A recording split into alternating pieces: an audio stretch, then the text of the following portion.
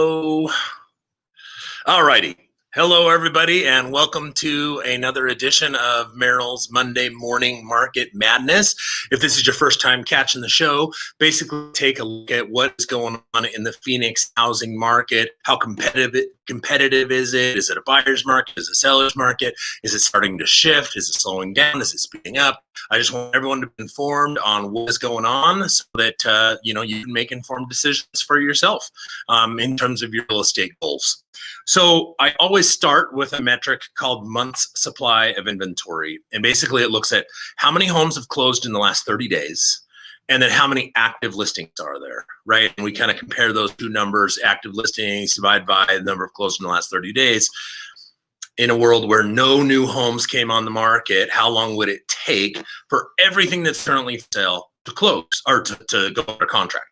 And right now we are sitting at 0.94, less than a 1 month supply of inventory, which continues to be very, very, very low in terms of the total, supply versus demand metric.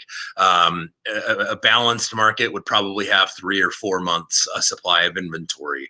A buyer's market would have at least 5 or 6 months supply of inventory. So we continue to be in a very, very, very strong seller's market. Interest rates remain super low, and that's definitely fueling the fire. And we expect that that's going to continue.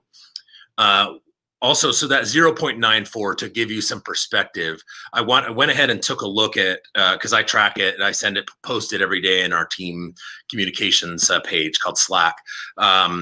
What the month supply of inventory is. I actually look at it every single day. I only tell you guys once a month, but I look at it every day. And right now we're at 0.94. I took a look at the last 3 months worth of month supply of inventory every Monday, and the average is 0.94. The reason why that's interesting is because, here's the last couple of weeks: 0.94, 0.95, 0.99, 97, 99, 93. So the reason why that matters is because normally this time of year, we start to see inventory increase. We start to see the month supply of inventory increase because traditionally a lot of people move in the spring, early summertime. Kids got to get into the new schools. And so I don't know if it's because of COVID and everything being online or because of what. I think it's primarily just interest rates remain super low and tons of people are moving to Phoenix. It's one of the highest net gain cities in the country in terms of how many people are moving here, and so demand is still really, really high. And another way of kind of reiterating that point: in the month of September in our MLS, there were 9,655 residential properties that closed in the month of September. In August, there were 9,214. So it's really, really interesting because we actually closed more in September than we did in August.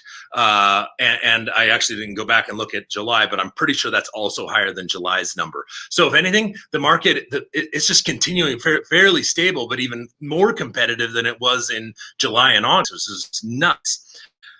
So that 9,655, if you're not a real estate agent, you don't track these numbers, that probably doesn't mean anything to you. So again, I looked at the last 10 years. Every September, how many homes sold in our MLS every September for the past 10 years? Last year was 8,024. So, 1,600 more homes sold this September than last September. That is a significant difference. The year before that, only 7,070. That was 2018. 2017, 7,509. I won't bore you with every single year, but suffice it to say that over the past 10 years, the average number of homes to close in September was 7,111. So that's kind of your typical September over the past decade.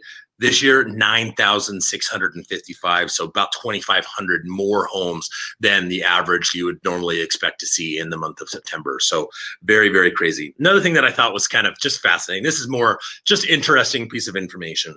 In 2011, there were 8,015 residential properties sold in the month of September. That was the third highest September in the past 10.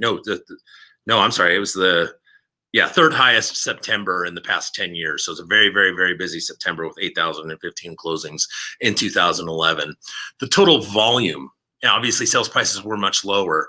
So the total volume was 1,225,000,000. In total, add up all the sales prices of all 8,000 properties that sold. That's the number you got, 1.2 billion. This year, 3,966,000,000. So just a few ticks below $4 billion, almost 4 times, call it 3.5 times more volume selling in September of this year than what we saw in 2011. Now, of course, part of that is more homes sold. Part of it is, home values have come up significantly in that time, but they haven't quadrupled.